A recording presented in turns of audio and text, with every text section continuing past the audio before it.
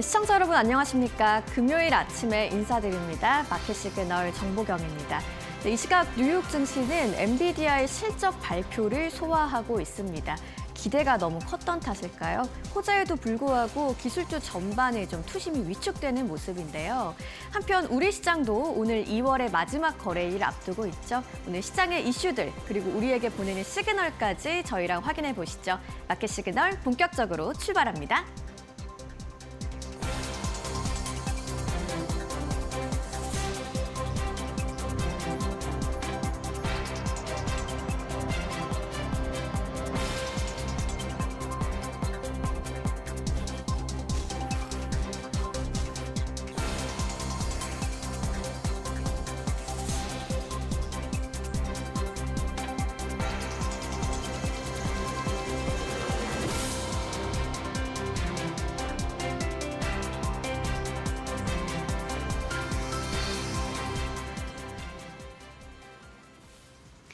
네, 엔비디아의 실적 발표가 오늘의 시장을 주도하고 있습니다. 호실적에도 불구하고 주가가 급락하면서 오늘 나스닥을 중심으로 1% 넘게 강하게 내리고 있고요. 다만 다우지수가 오늘 상승 전환에 성공하면서 버텨주고 있습니다. 0.05% 상승하면서 강보합권에서 받쳐주고 있는 모습입니다.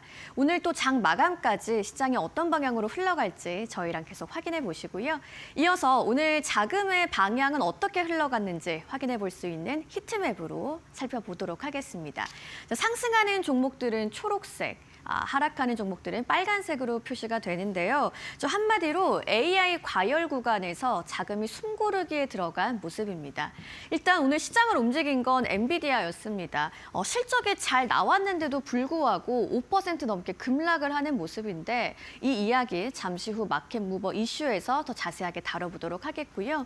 오늘 반도체 전반으로 좀 약세가 일어나다 보니까 브로드컴도 빠지고 있고요. AMD도 좀 강하게 하락세가 나타나고 있습니다. 자, 한편 M7 종목들은 조금 흐름이 엇갈리는 모습인데요. 마이크로소프트가 상대적으로 그래도 올라주고 있습니다. 오늘 소프트웨어 쪽의 흐름이 괜찮은데 같이 좀 눈여겨보실 게 금융주죠. 금융주 쪽으로도 오늘 자금 흐름이 유입이 되고 있는 모습이고요. 테슬라와 아마존도 빠지고 있고 메타도 상대적으로 버텨주는 모습 확인해 볼 수가 있겠습니다. 또 오늘 에너지 쪽으로도 흐름이 괜찮네요. 자, 자금의 흐름을 한번 확인해 보셨고요. 그렇다면 오늘 시장을 움직인 이슈들은 어떤 게 있는지 지금부터 확인해 보겠습니다. 자, 오늘도 시장의 흐름을 주도한 게 엔비디아였는데요. 어제 장이 마감한 후에 실적을 발표했죠. 어닝 서프라이즈가 나왔는데도 급락하는 이유 자세하게 한번 들여다보겠습니다. 자, 엔비디아 어제 실적 발표가 나왔는데 숫자만 봤을 때는 완벽하다고 해도 좀 틀린 말이 아닐 것 같습니다. 일단 4분기 매출이 681억 달러를 넘기면서 예상치를 상회했고요. EPS도 잘 나왔습니다. 1.62달러로 마찬가지로 어닝 서프라이즈가 나왔습니다. 또 시장이 주목했던 데이터 센터 매출도 623억 달러로 나오면서 AI 수요가 여전히 강하다는 걸 확인을 했고요. 1분기 가이던스는 어땠을까요? 764억에서 795억 달러 수준으로 제시가 되면서 마찬가지로 컨센서스를 상회했습니다.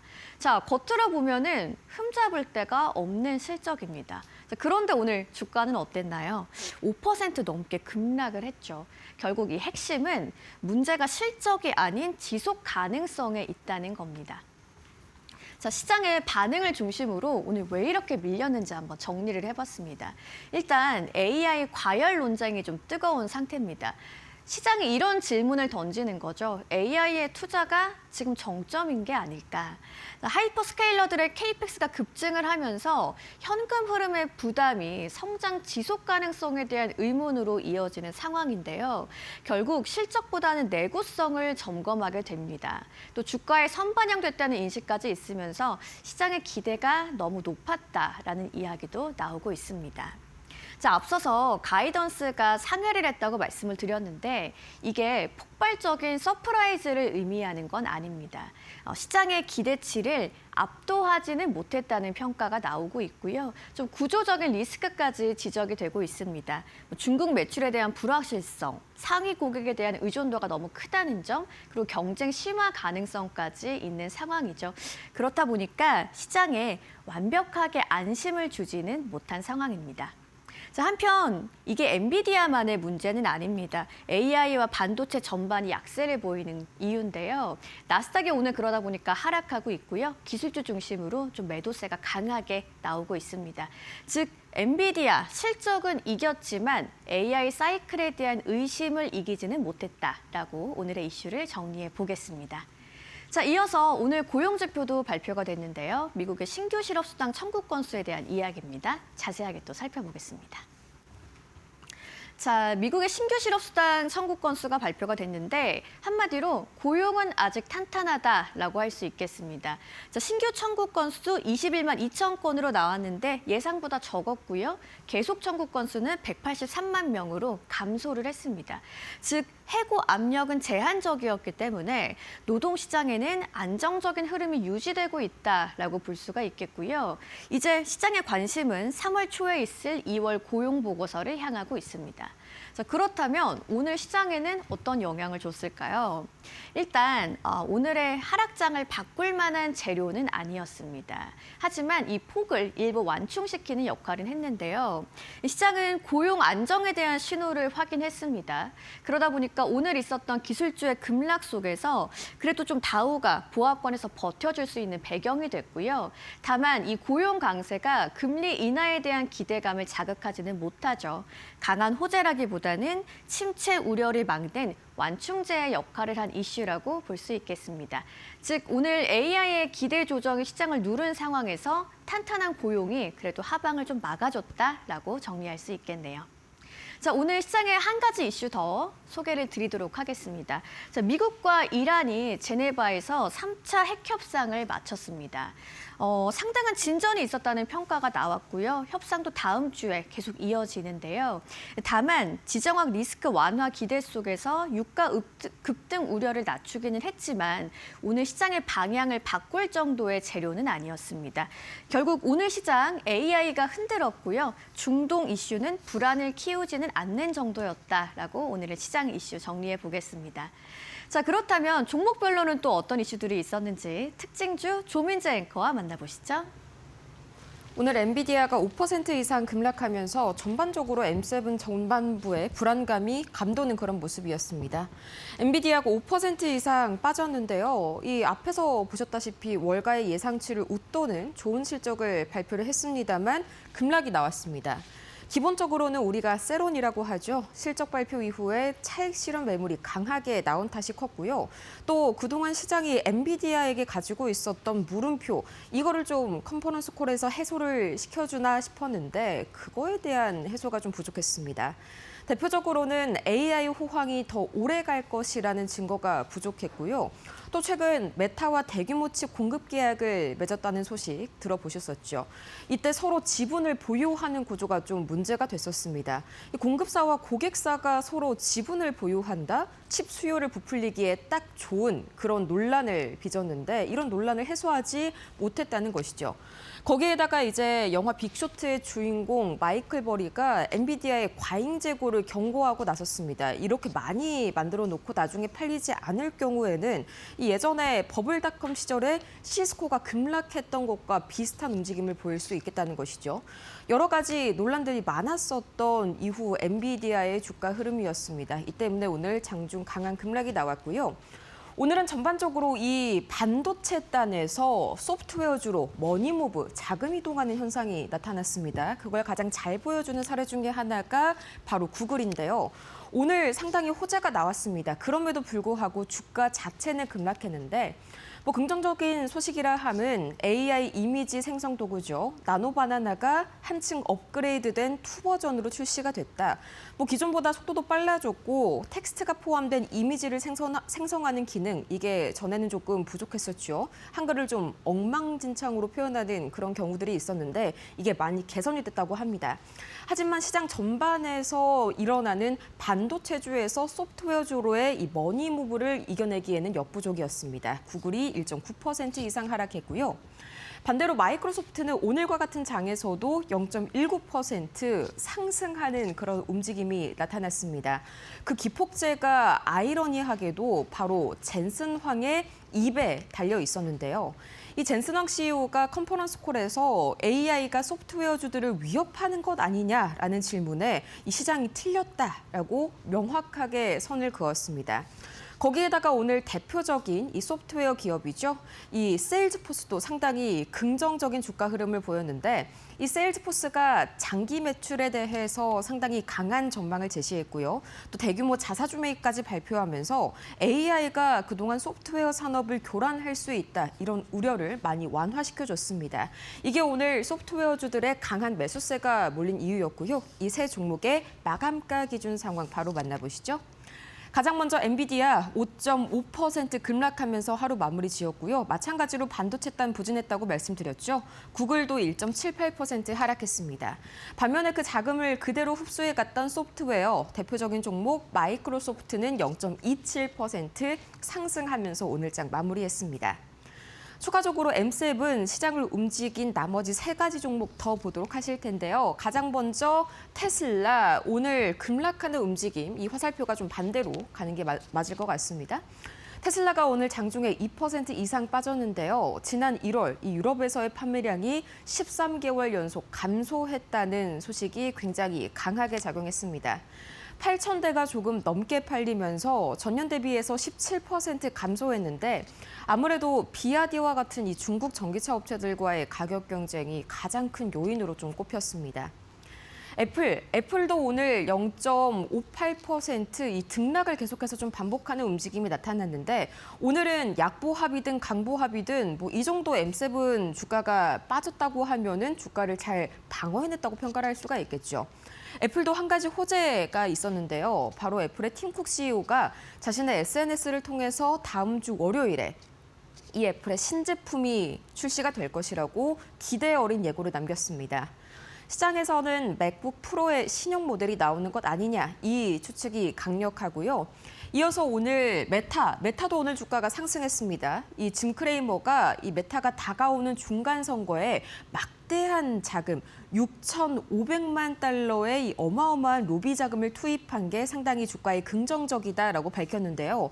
이 자금을 투입해서 자사의 친화적인 법안, AI 친화적인 법안이 촉진될 것이란 기대감이 모아졌습니다. 이 세 가지의 주가 흐름 바로 만나보시죠. 이 테슬라의 마감가 기준 상황입니다. 2% 이상 하락하면서 오늘 부진하게 거래를 마쳤고요. 또 추가적으로 애플 0.47%, 이 정도면 M7 치고는 주가를 잘 방어해냈다라고 평가할 수가 있겠죠. 마지막으로 메타 플랫폼스는 0.51% 상승하면서 그나마 오늘 주가 방어해내는 선방하는 움직임이 나타납니다. 추가적으로 시장을 움직였던 세 가지 종목이 더 있었는데요. 어떤 이슈가 있었는지 바로 만나보시죠. 오늘 반도체단의 부진에 숟가락을 얹었던 기업입니다. 바로 기업용 AI 기업 이 C3.ai 어닝 쇼크 수준의 굉장히 부진한 실적을 발표했는데요. 이 7% 이상 하락했습니다. 장중에는 거의 20% 이상 급락하기도 했는데 이 주당 40센트의 영업 손실을 발표했습니다. 이 영업 이익이 아니라 손실이라는 점에 주목하시길 바랍니다. 심지어 시장이 예상한 손실폭은 29센트였는데 이것보다도 막대한 적자를 발표한 것이죠. 거기에 CEO가 현재 너무 많은 돈을 지출하고 있다고 인정하면서 직원의 26%를 감원하겠다고 밝혔습니다. 하지만 이 장중에 20%대 이 하락한 거에 비해서 장 후반부로 많이 좀 하락폭을 줄였었죠. 이 C3.ai 소프트웨어 기업이기 때문입니다. 근본적으로 소프트웨어주들에게 다시 한번 매기가 쏠리는 현상이 여기에서까지 관측이 되네요. 이어서 아이온큐 대표적인 양자 컴퓨팅 기업이죠. 오늘 상당히 주가가 스카이로켓 폭등하는 모습을 보였습니다. 4분기 매출이 예상치보다도 상당히 좀 잘 나와준 데다가요. 다음 분기 그리고 올해 연간 가이던스까지 시장의 예상치를 크게 뛰어넘었습니다. 이 연간 가이던스 예상치가 1억 9천만 달러, 2억 달러가 조금 안 됐었는데 이 사측이 최대 2억 4,500만 달러의 연간 가이던스가 기대가 된다고 밝히면서 이 주가가 급등했고요. 뉴욕 증시에 상장된 대표적인 중국 기업이죠. 이 바이두는 오늘 6.6% 급락했습니다. 4분기 매출이 시장 예상치를 밑돌면서 실망 매물이 대거 나온 탓인데요. 이 세 가지의 마감가 기준 상황 바로 보시죠. 가장 먼저 이 C3.AI 주가가 급락했다가 점점 후반부로 갈수록 좀 회복이 된 모습이 보이실 겁니다. 이 결과적으로는 18% 이상 급락하면서 장을 마쳤네요. 이어서 보도록 하시죠. 다음으로 아이온큐, 오늘 양자 컴퓨팅 전반에 다시 한번 좀 매기가 유입이 됐는데 그 계기였습니다. 견조한 실적 발표하면서 21% 상승했고요. 마지막으로 바이도 5% 이상 급락하면서 장 마쳤습니다. 이어서 지금 이 시각 이 원자재 가격과 매크로 흐름까지 만나봐야겠죠. 가장 먼저 국제유가, 이 화살표 자체는 이 마이너스를 가리키고 있지만 하락폭이 그렇게 크지는 않습니다. 거의 단기적으로 최고가 라인에 걸쳐져 있는 국제유가인데 이 최근 국제유가는 미국과 이란 간의 3차 핵 협상을 주시하면서 좀 움직이는 모습이 강했죠.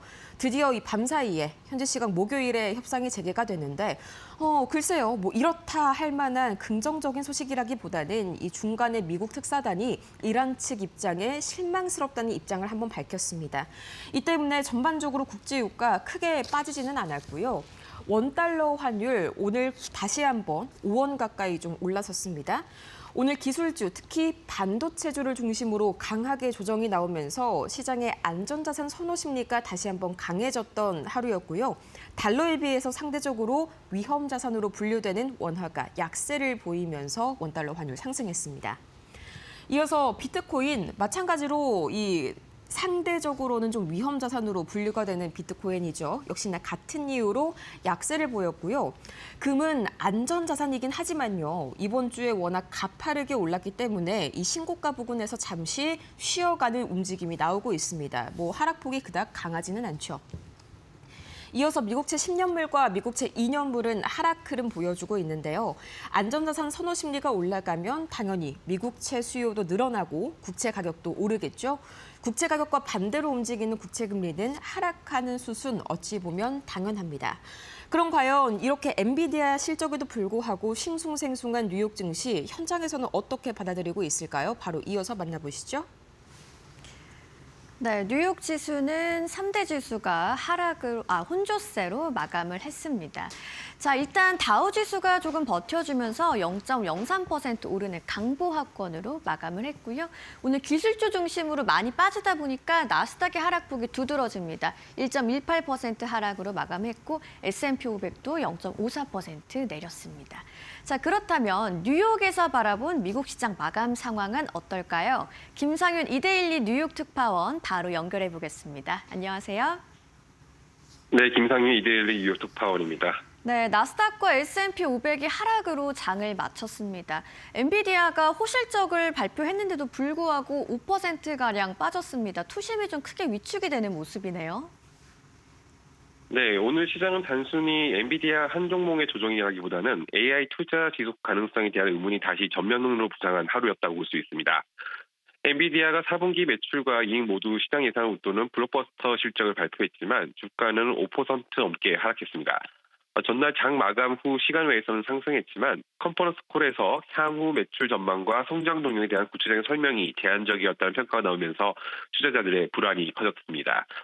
최근 시장의 논쟁은 이번 분기 숫자가 좋으냐가 아니라 AI 인프라가 투자 사이클이 얼마나 더 지속될 수 있느냐로 옮겨가고 있습니다. 특히 엔비디아의 핵심 고객인 빅테크 하이퍼스케일러들의 막대한 AI 설비 투자로 현금 흐름을 상당 부분 소진하고 있는 점, 그리고 총이익률을 지금처럼 유지할 수 있을지에 대한 의문이 제기되고 있습니다.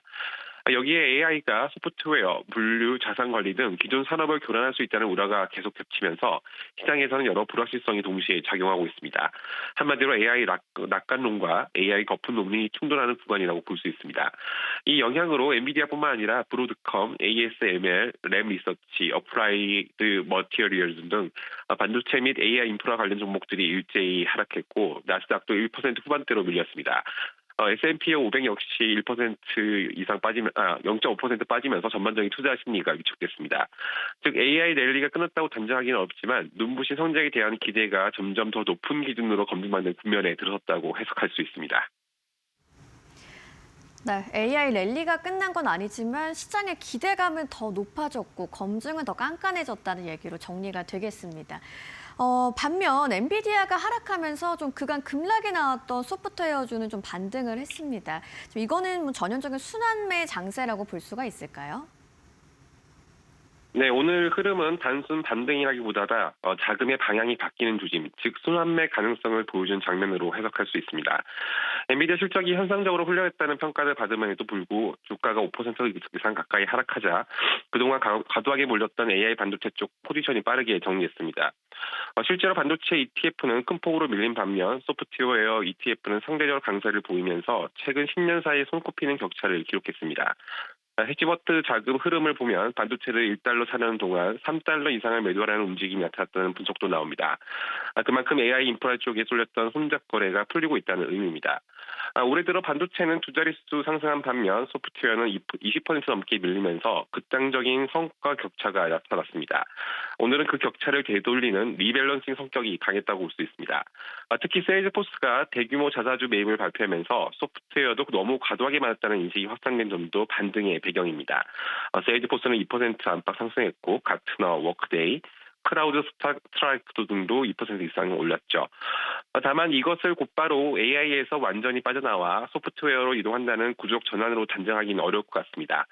여전히 일부 종목, 예를 들어 줌처럼 실적이 불리한 기업은 큰 폭으로 하락했고 어도비처럼 반등 탄력이 약한 종목도 있었습니다. 즉 업종 전체의 강한 추세의 전환이라기보다는 과열된 AI 칩 트레이드를 일부 되닫는 과정으로 보는 게 더 정확해 보입니다. 오늘은 분명 순환매의 초기 신호는 나타났지만 추세적 로테이션을 부를 수 있는 향후 AI 수익성 논쟁과 금리 흐름에 달려있다고 볼 수 있습니다.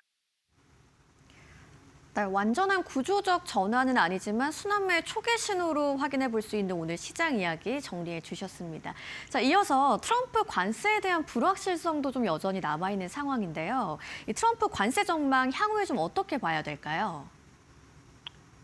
네, 관세의 불확실성은 여전히 시장의 중요한 리스크 요인입니다. 최근 흐름을 보면 전면 인상보다는 재설계 쪽으로 방향이 잡히고 있다는 게 보다 정확해 보입니다. 미 무역 대표부는 글로벌 기본 관세를 최대 15%까지 올릴 수 있다고 밝혔지만 모든 국가에 일괄 적용하는 방식은 아니라고 선을 그었습니다. 이미 무역 합의를 맺은 국가에 대해서는 기존 협정 틀을 존중하면서 차등 적용할 수 있다는 입장입니다. 이는 EU나 영국처럼 기존 협정국에는 다소 안도 신호로 받아들일 수도 있고요. 한국 역시 마찬가지입니다. 현재 발효된 10% 공통 관세는 무역법 122조에 근거한 150일 한시 조치입니다. 상한선이 15%이기 때문에 단기적으로는 그 범위 안에서 조정이 이루어질 가능성이 크다고 볼 수 있습니다. 다만 중장기적으로는 301조 조사를 통해 국가별 산업별로 구조화된 관세 체계를 전환하는 의도가 분명해 보입니다. 트럼프 행정부도 301조를 핵심 수단으로 언급하고 있어 실질적인 압박은 이 채널을 통해 이루어질 가능성이 크다고 볼 수 있습니다. 중국의 경우에는 현재 30에서 35%대 고유 관세를 유지한 쪽으로 가닥이 잡혀 있고 4월로 예상되는 미중 정상회동이 변수로 작용할 것입니다. 반면 한국을 포함한 기존 무역 합의국은 기본 세율 10%에서 15% 범위 내 조정 가능성이 있지만 기존 투자와 통상 협상 관련과 연계해서 미국 정부는 관리하려는 흐름이 익히고 있습니다. 시장 입장에서 보면 관세 리스크가 사라진 것은 아니지만 무차별적으로 관세 인상보다는 협상과 조사 중심의 관리형 관세 체계로 이동하는 과정으로 해석할 수 있습니다. 다만 301조 조사 확대 여부와 특정 산업에 대한 타깃 관세 부과 여부에 따라 시장의 변동성은 언제든지 재점화될 수 있다고 볼 수 있습니다. 네, 시장의 관세 불확실성은 여전히 있지만 좀 재설계되는 방향으로 가고 있다라고 오늘 말씀 정리해 보겠습니다. 좋은 말씀 감사합니다. 지금까지 이데일리 뉴욕 특파원 김상현 특파원이었습니다. 네, 감사합니다. 네, 지금까지 뉴욕에서 미국 시장 마감 상황 전해드렸습니다.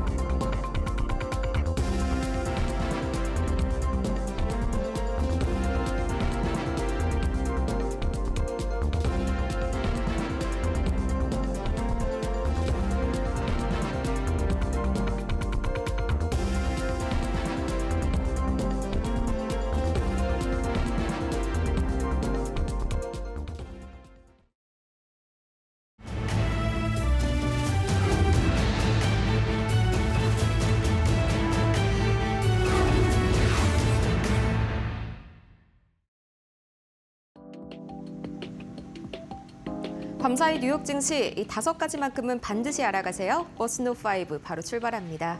어제 엔비디아의 호실적에도 불구하고 오늘 뉴욕 증시가 상당히 좀 부진한 모습을 보여줬었죠. 기본적으로는 엔비디아 이슈가 작용을 하게 되면서 이 반도체단에서 소프트웨어 그리고 금융주로의 자금 이동이 있었고요. 전체적으로 보자면 이 고용 쪽에서도 살짝 삐끗하는 모습이 나타났습니다.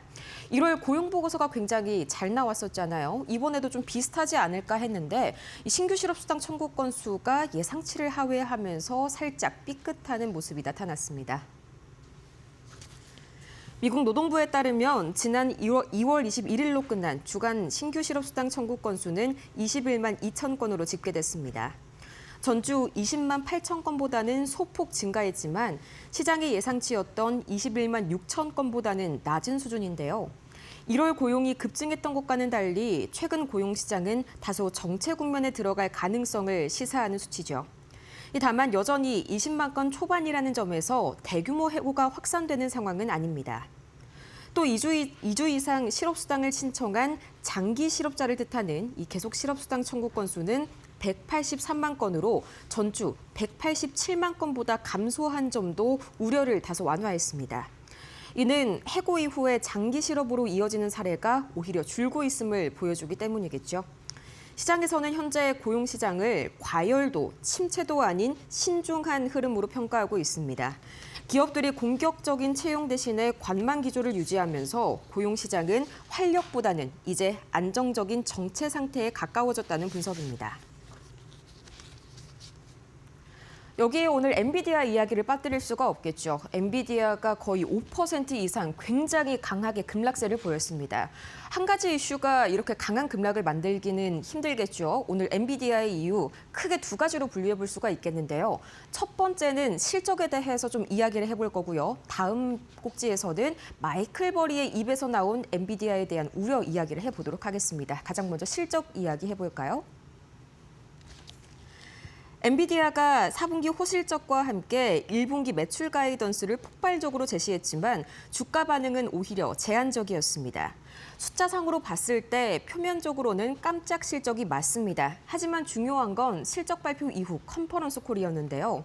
시장은 새로운 촉매가 없다고 평가했습니다. 이 매출은 크게 웃돌았지만 중요한 마진, 그러니까 총이익률은 이미 예상된 범위 그 자체였고 연간 전망도 기존 기대를 크게 뛰어넘지는 못했습니다. 즉 추가적인 알파가 보이지는 않는다는 겁니다. AI 수요는 여전히 강하긴 한데요. 메타와의 대형 계약 그리고 블랙웰과 차세대 루빈칩에 대한 자신감, 60% 이상의 이익 성장률은 분명히 긍정적입니다. 하지만 투자자들은 AI 호황이 얼마나 오래 지속될지에 대해서 더 확실한 증거를 요구해 왔는데 여기에 대한 응답이 시원치 않았다는 평가도 강합니다. 여기에 또 중국 수출 승인에 대한 불확실성, 메모리 칩 부족, 그리고 공급사와 고객 간의 지분 구조에 대한 수요 과대평가 우려까지 얼마 전에 메타와의 계약을 체결을 했었는데 이게 지분을 나눠 갖게 되면서 수요 부풀리기를 하기에 쉬워졌다라는 인식이 나왔는데요. 여기에 대한 우려도 해소하지 못했고요. 결국 오늘 엔비디아 하락의 핵심은 실적 부진이 아니라 이미 충분히 반영된 기대와 장기 성장에 대한 의문입니다. 이런 실망감 속에 오늘 반도체 전반이 동반 하락세를 보였는데요. 브로드컴은 6%, 마이크론 테크놀로지는 5%, AMD와 인텔은 4% 하락하면서 AI 섹터 전반에 대한 시장의 의구심이 다시 한번 커졌습니다. 엔비디아에 띄워진 물음표를 완벽하게 해소해주지도 못했는데 여기에 설상가상 요새 굉장히 좀 입이 거친 사람입니다. 마이클 버리, 빅쇼트 영화의 주인공이죠. 이 마이클 버리도 엔비디아에 대해서 상당히 섬뜩한 경고를 날렸습니다. 영화 빅쇼트의 실제 주인공으로 알려진 마이클 버리가 엔비디아를 닷컴 버블 당시의 시스코 시스템즈에 빗대며 경고했습니다. 마이클 버리는 엔비디아의 구매 약정 규모가 1년 전 162억 달러에서 952억 달러로 급증했다는 점을 지적했는데요. 이 향후 AI 칩 수요에 대해서 장기 공급 물량을 선점을 한 것이지만 실제 수요가 이를 따라오지 못할 경우에는 과잉 재고와 마진 압박으로 이어질 수 있다는 우려입니다. 쉽게 말하자면 많이 팔릴 거라고 믿고 미리 엄청 많이 만들어놨는데 만약에 생각보다 이게 덜 팔린다면 창고에 재고만 쌓이고 이익도 크게 줄어들 수 있다고 지적한 거죠. 닷컴 버블 당시 시스코 역시 이렇게 고성장 기대감 속에 대규모 구매 계약을 체결했다가 수요 둔화로 인해서 25억 달러 규모의 재고를 손해 처리하면서 주가가 90% 넘게 폭락했는데 여기에 비유를 한 겁니다. 엔비디아의 현재 매출 총 이익률은 75%를 웃돌면서 매우 높은 수준이지만 벌이는 수요에 변화가 생기게 된다면 마진은 빠르게 하락할 수 있다고 경고했습니다. 이 같은 발언 속에 오늘 엔비디아의 주가는 장중 5% 넘게 하락했습니다. 엔비디아와 반도체단은 상당히 부진했는데요. 오늘 섹터 전반의 움직임으로 보자면 그 자금이 고스란히 소프트웨어 쪽으로 이동하는 흐름이 나타났습니다. 아니, AI가 대체한다고 팔고 도망갈 때는 언제고 왜 오늘 또 갑자기 소프트웨어주를 사들였을까요? 세 가지 이유가 있습니다. 오늘 뉴욕 증시에서는 반도체에서 소프트웨어로 자금, 머니무브가 이동했습니다. 시장에서는 크게 세 가지 이유가 작용한 것으로 보고 있는데요. 첫 번째로는 업종 순환, 그러니까 차익 실현입니다. AI 대표주인 엔비디아는 실적과 전망 모두 훌륭했지만 그동안 큰 폭으로 오른 만큼 단기 차익 실현 매물이 나왔다는 분석입니다. 시장에서 띄운 물음표를 완벽하게 해소해주지도 못했고요. 반면에 소프트웨어는 상대적으로 덜 오른 영역이니 자금이 이동하는 것이 자연스러웠다는 분석입니다. 두 번째, AI가 기존 소프트웨어 기업을 위협할 것이라는 우려가 보다 더 완화됐습니다. 엔비디아의 젠슨 황 CEO는 CNBC와의 인터뷰에서 AI가 오히려 기존 기업의 경쟁력을 강화할 것이라고 새롭게 또 입장을 밝혔는데요. 특히 서비스나우처럼 AI 에이전트를 기존 시스템에 접목한다면 생산성을 높일 수 있다고 강조했습니다. 세 번째, 소프트웨어 내 옥석 가리기에 대한 기대감이 올라갔기 때문인데요.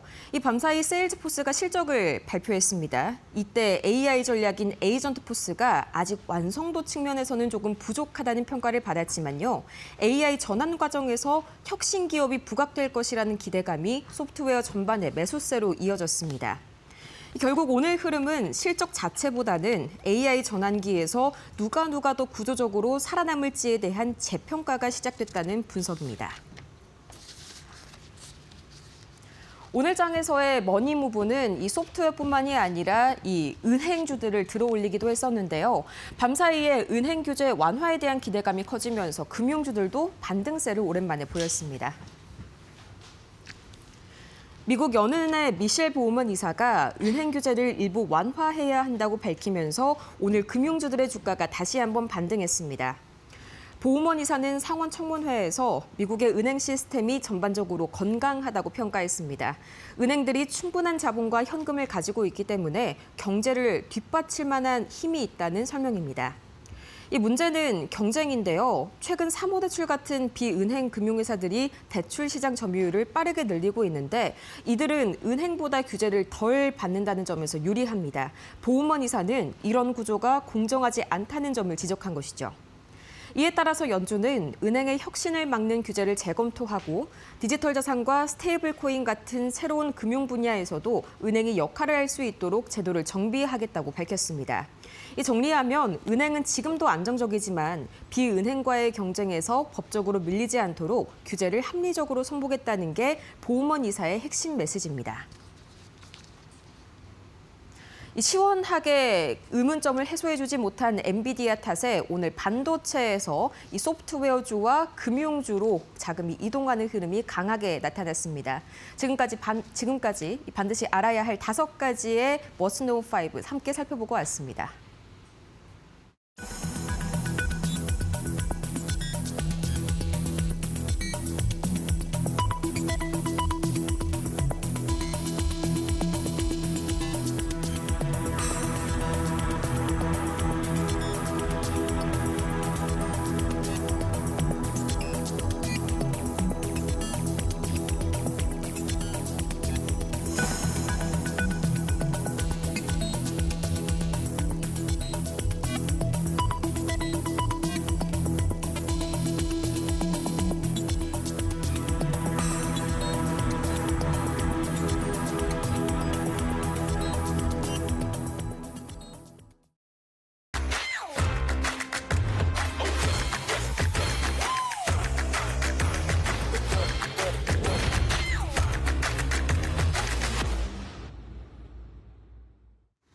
월가에서 보내는 시그널을 알아보는 시간입니다. 월가 시그널 오늘도 신일섭 위원님과 함께합니다. 어서 오세요. 안녕하세요. 네, 어제 시장 마감 상황부터 한번 살펴볼 텐데 엔비디아의 실적 발표 여파가 좀 상당했습니다. 기술주 전반으로 좀 투심이 얼어붙었고 대신에 소프트웨어 쪽으로는 좀 순환매 장세가 펼쳐졌습니다. 금융주도 동반 강세를 보였는데 위원님 좀 어떻게 시장 보셨는지 섹터별 흐름까지 한번 짚어주시죠. 네, AI 씬의 그 균열, 그 다음에 소프트웨어와 AI의 대결, 뭐 이렇게 좁혀지는 것 같네요. 계속. 그렇죠? AI 씬이 그 성장하는 건 알겠는데 기존의 산업을 잡아먹을 것 같다. 그런 우려 때문에 소프트웨어 산업하고 거기에 투자한 금융주까지 네. 이렇게 VS 대결 구도가 형성된 것 같고요. 그다음에 AI 씬을 주도하던 그 사이에서 하드웨어랑 소프트웨어가 균열이 됐죠. 그래서 어저께 이제 그러니까 엔비디아가 떨어지면 그러니까 AI가 우려가 생기면 다른 쪽이 좋고요. 다른 쪽이 좋으면 AI가 성장한다는 얘기가 나와요. 그러니까 이제는 같이 갈 수가 없게 되었어요. 시장에서는. 네. 따로 가고 있죠. 엔비디아가 빠지니까 샌디스크가 오르고 샌디스크가 빠지는 날은 엔비디아가 떨어집니다. 그리고 소프트웨어랑 금융주가 빠지면 엔비디아가 오릅니다. 엔비디아가 어제처럼 빠지면 소프트웨어랑 금융주가 오릅니다. 그러게요. 지금 이렇게 완전 콜과 푸처럼 움직이는 장세가 네. 아주 강하게 나타나고 있죠. 그러니까 전체 지수상으로는 엔비디아를 비롯한 매그니피센트 7이 빠지니까 시가총액이 크니까 네. 나머지 뭐 소프트웨어, 금융주, 샌디스크 같은 스토리지 3사가 올라봐야 지수는 움직이지 않습니다. 네, 두 가지 진영으로 마치 좀 이렇게 분리가 된 것 같은 시장이었다라고 오늘 시장 정리를 좀 해주셨고요. 그렇다면 월가에서 보내는 시간은 어떤 것들이 있었는지 첫 번째 키워드로 먼저 만나보시죠.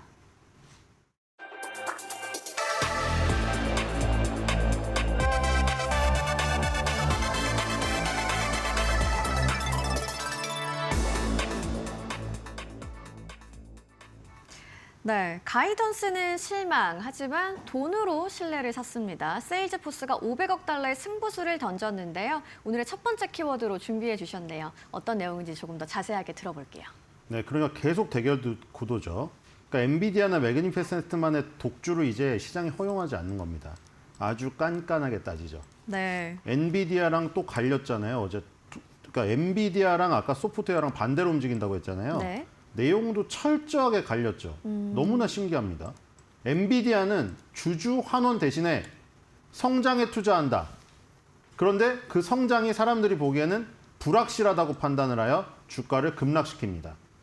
그런데 서비스 나오는 뭐라고 했냐? 서비스 나온가요? 뭔가요? 세일즈포스요? 세일스포스죠. 네.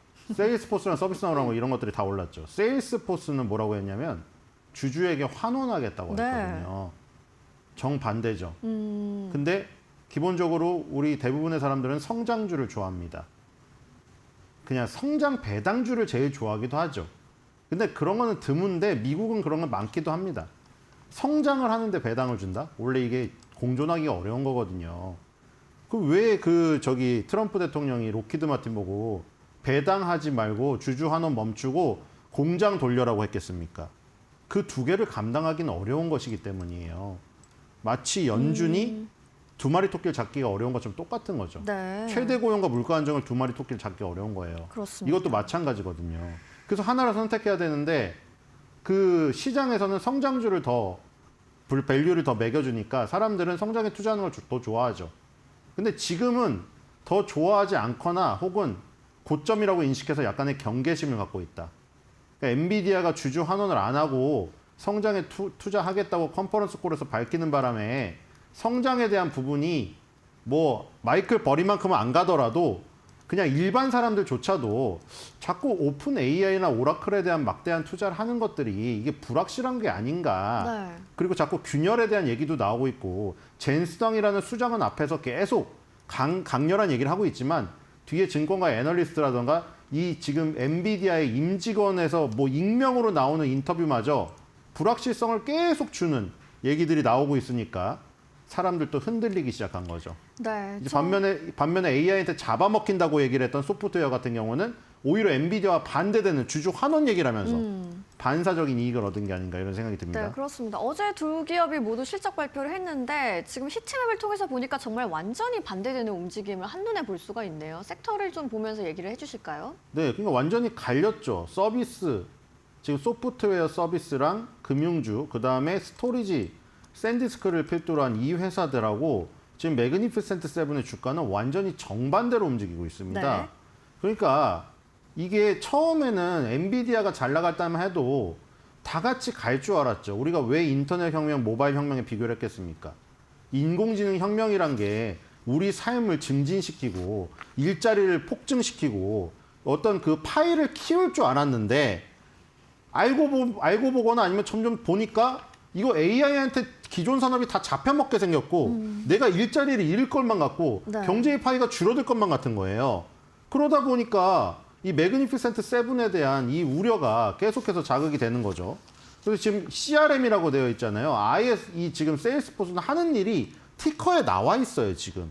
CRM, 네. 커스터머 릴레이션 매니지먼트잖아요. 고객 관계 관리 서비스를 하는 업체인데 지금 이 업체도 뭐 예를 들어서 인공지능 뭐 LLM 서비스들이 요 안에서 대화를 통해서 다 이걸 SaaS라고 불리는 구독형 서비스의 역할을 대신할까 봐 우려 때문에 빠진 거죠. 근데 이제 오히려 사람들이 인공지능 신에 대한 우려, 그거를 지금 계속해서 표현을 하면서 소프트웨어 회사들이 급락을 하다가 요즘에 조금 반등을 하는 지금 모습이죠. 네. 그리고 CEO들도 나와서 이 지금 뭐 시너지 효과를 내는 거지 아니면 이게 지금 뭐 완전히 잡아먹히는 건 아니다. 이런 얘기를 하면서 좀 반등을 하고 있습니다. 네, 어제 실적이 서프라이즈를 기록했는데 또 내년 매출 가이던스가 좀 다소 보수적으로 나왔었잖아요. 네, 실적은 매출액은 0.18로 겨우 가까스로 일단 서프라이즈였고 EPS가 많이 상회했네요. 네. 2.69로 예상됐는데 3.81 나오면서 무려 41.64%의 서프라이즈입니다. 그리고 CRM CRM이 티커인데 이것도 사실 17개 분기 동안 14개 분기 매출 어닝 서프라이즈거든요. 지금 보시면 계속 외형이 성장하고 있습니다. 그런데 이제 인공지능 신이 대두가 되면서 이제 CRM에 대한 우려가 이제 여기서 내려온 거죠. 그러니까 실적이 계속 좋았음에도 불구하고 시장은 뭐를 보냐? 이 실적은 3개 분기 거를 모아서 3개 달을 모아서 한 분기 실적이 나오는 거잖아요. 이런 게 그 실적이 성장하더라도 사람들은 주가에 대한 흐름을 뭐를 보냐면 향후에 대한 기대감을 보는 거거든요. 그렇기 때문에 실적이 이렇게 좋았어도 주가는 빠졌었던 거죠. 인공지능 신에 대한 우려 때문에. 네. 그리고 이제 가이던스를 그래서 당연히 낮게 잡혔죠, 보니까. 458억 달러에서 462억 달러로 2027년도 회계연도. 이게 회계연도가 얘는 2027년도예요. 2027년도 회계연도 연간 매출 가이던스를 저렇게 잡았는데 시장 눈높이 대비 낮았습니다. 자, 그럼에도 불구하고 주가는 올랐다는 건 엔비디아를 비롯한 매그니피센트 세븐하고 정반대로 움직이는 흐름이 이 지금 어떻게 보면 시장에서 굳어졌다고 볼 수가 있겠죠. 자, 그리고 지금 레베카 웨트먼 발루아 이분이 이 세일스포스의 CEO 분이시거든요. 네. 근데 이분도 완전 자신감 있는 얘기는 안 했어요, 사실은. 젠슨왕 같은 경우에는 뭐 세일스포스의 CEO가 아니잖아요. 그런데도 어떻게 보면 방어를 해줬잖아요. 소프트웨어 회사들을 AI가 잡아먹는다는 거는 기우다. 네. 근데 이 CEO는 어떻게 말했냐면 애매모호하게 말했네요. 기존 소프트웨어 시장을 인공지능이 잠식할지 아니면 부가가치를 창출할지 지켜봐야 한다. 마치 무슨 증권가의 애널리스트처럼 얘기를 했어요. 굉장히 신중하게 얘기를 했네요. 보통 수장은 네. 이거 뭐 이렇게 자기 마음속으로는 가족들끼리 이렇게 얘기하더라도 나와서 인터뷰는 이렇게 안 하죠. 그러게요. 그렇죠. 인공지능 씨한테 잡아먹을 우려가 없다고 해야지 직원들도 따라올 거 아닙니까? 제가 보기에는 굉장히 너무 관전자 입장에서 얘기한 게 아닌가. 그럼에도 불구하고 주가가 상승했다는 거는 최근에 매그니피센트 세븐이 상당히 지금 매력이 퇴색된 상태에서 네. 반사적으로 두 개가 좀 시속 게임으로 움직인다는 것이 극명하게 나타난 것이죠. 그리고 또 제가 느끼기에 이 CEO의 발언은 좀 다소 좀 신중했지만 어떻게 보면 현금으로 자신감을 증명했다고 볼 수도 있을 것 같은데 뭐 500억 달러의 주주 환원이 그래서 좀 화두가 됐잖아요. 그러니까 그게 지금 일반적인 상황, 매그니피센트 세븐이 지금 강한 상황이었으면 그게 안 먹히죠. 아까 말한 대로 주주분들은 주주 환원도 좋은데 주주 환원보다는 기업의 성장에 투자해서 시세 차익을 내주길 더 원해요. 시세 차익이 일단 나온 다음에 배당이지. 네. 우리나라 뭐 요즘에 좀 잘 가기 시작했지만 우리나라 배당주라고 하면 뭐였어요? 평생 주가는 오르지 않고 연말에 배당 쥐꼬리만하게 주고 그 다음 달 4월 달에 배당락으로 또 빠지는 거 아무 필요가 없는 거죠. 네. 주가가 계속 빠지면 시세 차손이 나면서 배당을 주면 아무 소용이 없어요. 시세 차익을 주면서 배당 차익까지 줘야죠. 근데 이제 주주 환원을 한다고 보통을 그렇게 생각을 하면 성장을 안 한다고 생각을 하거든요. 그렇기 때문에 그런 부분에서는 세일스포스는 야 성장에 투자 안 할 거야? 너네 주주 환원만 할 거야? 그리고 CEO도 발언도 강경하지도 않고 네. 이렇게 판단해서 빠뜨릴 수도 있는데 매그니피센트 세븐이 약하면 소프트웨어나 금융주가 강한 이 고리가 형성되어 버렸기 때문에 어제 저렇게 약세의 원인에도 불구하고 세일스포스를 비롯하여 서비스나우를 비롯해서 독일의 SAP까지 모두 다 상승했습니다. 자, 그러면 뭐 최근에 주가 흐름 어땠는지 차트랑 뭐 컨센서스까지 같이 한번 확인을 해볼까요? 네, 아까 매출액 지금 17개 분기 동안 14개 분기 매출 성장을 이뤘음에도 불구하고 주가는 지금 밑으로 상당폭 많이 빠졌습니다. 네. 지금 260달러에 있다가 순간적으로 200달러를 깨버렸거든요. 네. 깨고 순간적으로 놀래가지고 200달러를 다시 회복을 했는데 일단은 260달러에 걸쳐있는 저 많은 매물도 있죠. 왜냐하면 작년 4, 5월 달부터 260달러가 고점인 박스권이 오랫동안 진행이 되었거든요. 거기서 무너져 버렸기 때문에 지금 다시 올라가면은 더욱더 벽이 두터워져 있습니다. 그래서 지금 그걸 뚫어야 되는 상황이고 목표 주가는 상당히 괴리가 벌어져 버렸죠. 왜냐하면 목표 주가가 있는 상태에서 의견이 상당히 좋았거든요. 그런데 거기서 갑자기 주가가 빠지는 바람에 이 증권사들도 대응한 시간이 없었던 거죠. 그래서 279.97달러라는 목표 주가가 나와 있는데 지금 이 상태 주가에서 무려 40%가 올라야 도달되는 주가입니다. 의견도 많아요. 40개 의견 중에 그러네요. 29개 바이에 10홀드 원셀이거든요. 네. 그래서 모더레이트 바이 의견이 나와 있는 상태입니다. 만약에 이게 최근에 여러 업체들에서 목표 주가를 하향하긴 했어요. 하향하긴 했는데 지금 의견을 보니까 10홀드라고 나와 있는 거 보니까 의견을 매도로 바꾸진 않고 아마 중립으로 바꾼 것 같습니다. 아, 그렇군요. 자, 그렇다면 우리 시장 어떤 섹터, 어떤 종목에 좀 시그널을 보낼지도 궁금한데 뭐 AI 소프트웨어 쪽, 뭐 클라우드 쪽 다양하게 좀 떠오르거든요. 어떤 종목을 오늘 네, 우리나라에서 뭐 보셨어요? 폴라리스 AI 같은 종목을 볼 수 있겠죠. 네. 폴라리스 오피스라는 소프트웨어를 네네. 운영하고 인공지능을 접목시키겠다고 해서 기업명도 폴라리스 AI로 바꿨습니다. 그렇군요. 그러니까 이거는 아까 말한 지금 그 고민의 지점에서 뭐를 선택하느냐에 이 CEO의 어떤 마인드가 여기 녹아 있다고 보면 되겠죠. 네. 자신의 오피스를 소프트웨어를 AI랑 접목시켜서 뭔가 시너지를 내는 쪽으로 가겠다. 그러니까 AI한테 잡혀먹기도 싫고 그렇다고 우리가 AI를 무시하고 갈 수가 없는 시대니 우리의 소프트웨어를 AI랑 접목시켜서 새로운 어떤 고객한테 가치를 제공하겠다. 이런 의지가 지금 돋보이는 거죠. 사실 마이크로소프트도 보면은 코파일럿이라고 AI를 자신의 소프트웨어에 적용해가지고 이 소비자들의 편의성을 증대시키고 있거든요. 사실 그런 쪽으로 나갈 수 있는 게 분명해 보이는데 워낙에 우리가 지금 인공지능의 뭐 클로드라던가 챗GPT라던가 제미나이가 맨날 뭐 내놓는 새로운 서비스에 주목을 하고 있다 보니까 나올 때마다 헉헉하는 거예요. 그러다 보니까 네. 아니, 기존 소프트웨어라던가 이런 것들은 대체가 되는 거 아니야? 이런 우려가 굉장히 좀 강하게 올라오는 건 사실인데 저도 생각이 소프트웨어가 완전 대체돼서 없어질 것 같지는 않고요. 소프트웨어가 인공지능과 어떤 접목을 통해서 진화할 거라는 생각이 듭니다. 그렇군요. 뭐 AI 성장에 대규모 자사주 매입까지 있다 보니까 뭐 한국의 AI 클라우드 대형주로도 좀 좋은 흐름이 이어질 것 같은데요. 뭐 또 다른 종목이나 섹터도 좀 확인해 볼 게 있을까요? 추가적으로. 뭐 네카오가 오르면 좋겠습니다만, 그렇죠? 지금 카카오 옆에 챗GPT 붙은 거 아시죠? 그래서 저도 그냥 용량 많이 차지해서 챗GPT 어플은 지웠거든요. 카카오톡 그러셨어요? 옆에 챗GPT가 있기 때문에 네. 그걸 쓰면 되거든요. 근데 이렇게 하는 게 주가에 지금 반영이 안 되고 있고 네카오는 주가가 6,300을 갔는데도 움직이지 않고 있거든요. 정말로 소외되고 있는데 네카오에 어떻게든 바람이 불어서 뭐 AI가 붙었으면 좋겠어요. 그렇게 안 가던 LG전자도 가기 시작했으니까 네. 네카오까지 가서 7,000 이상을 갔으면 좋겠습니다. 알겠습니다. 폴라리스 AI부터 네이버, 카카오까지 시그널 받을 종목들로 추천을 해주셨습니다. 오늘 말씀 여기까지 듣겠습니다. 신일섭 위원님과 함께했습니다. 고맙습니다.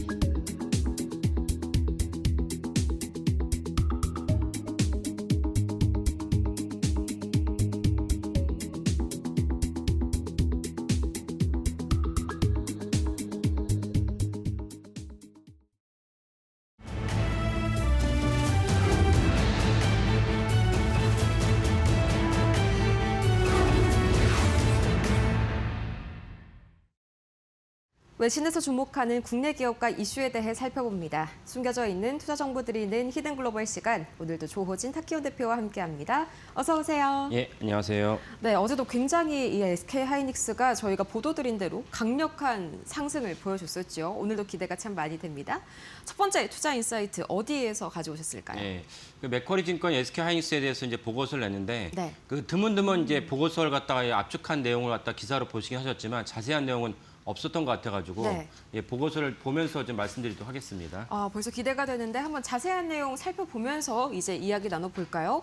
목표가를 170만 원으로 제시를 했다. 뭐 아직까지도 그럼 저평가가 되어 있다는 이야기인데 그 내막이 좀 궁금하네요. 예, 그 저평가인데 어느 정도 저평가냐면은 만약에 이제 내년도 영업을 갖다 끌어와서 SK하이닉스의 이제 PER을 계산한다면 네. 맥쿼리 증권은 어떻게 전망했냐면 내년 PER이 2.4배입니다. 그러니까 어제 종가 기준으로 환산했을 때 그 2.4배입니다. 맥쿼리 증권이 이보다 더 전에 보고서를 냈기 때문에 네. 그 전에 종가 기준하면 2.2배고 어제 그 사이에 또 어제 8% 오르지 않았습니까? 그쵸. 그래서 어제 8% 오른 걸 감안하면 27년도 PER은 현 주가가 2.4배다. 26년도 주가는 올해 주가는 어제 종가를 기준한다면 3.9배, 그러니까 4배 미만인 거죠. 그러니까 네. 엄청난 저평가라는 사실을 알 수가 있습니다.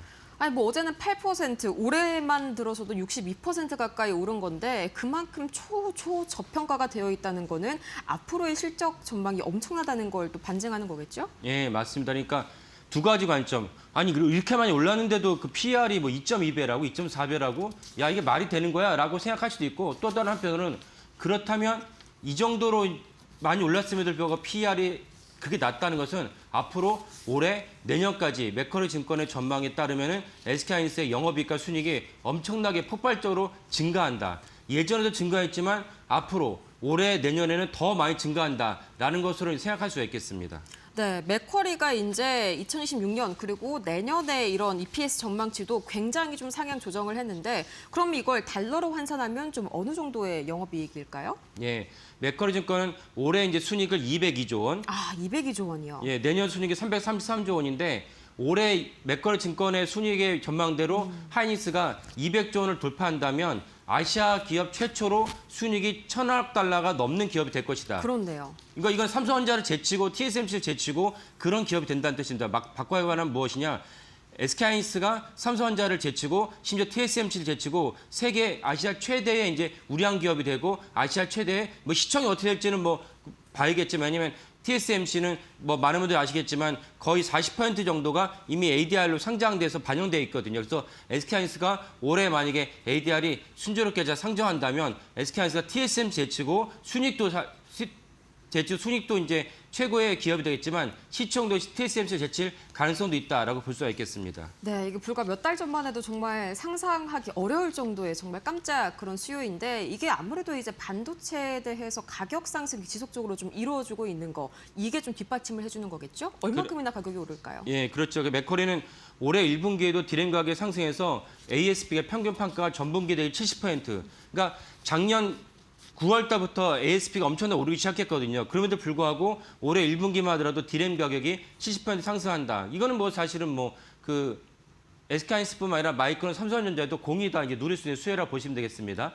낸드 플래시 역시 전분기 대비 100% 상승한다고 전망했습니다. 그런 다음에 올해서 2에서 4분기 디램 가격 역시 추가로 50% 상승한다. 그러니까 이거는 사실 범용 디램 모두에다 적용되는 거기 때문에 SK하이닉스만 국한된 건 아니다 볼 수 있는데 SK하이닉스가 보다 초점을 맞추면서 수혜를 누릴 수 있는 HBM을 본다면 HBM은 내년에 지금보다 30% 가격 상승한다. 그래서 많은 분들이 인지하시겠지만 엔비디아랑 이제 SK하이닉스, 삼성전자가 그 엔비디아를 협상하고 있는데 HBM4를 갖다가 700달러 정도에서 협상하고 있다. 그래서 원래 작년 여름에 SK하이닉스랑 엔비디아 협상이 마무리됐다면 그때는 이제 기준이 500달러였습니다. 근데 이번에 이제 추가로 전체적으로 이제 범용 디램의 가격이 올라가고 여전히 이제 HBM에 대한 수요가 역시 많기 때문에 추가로 협상을 하면서 작년에 도저히 안 찍었으니까 추가로 협상을 하면서 이번에는 이제 700달러 정도는 협상을 하고 있다는 것은 많은 분들이 알고 계실 텐데 내년에는 지금보다도 30% 오른 가격에서 HBM 협상을 할 수 있게 됐다라고 이제 맥쿼리 증권의 전망입니다.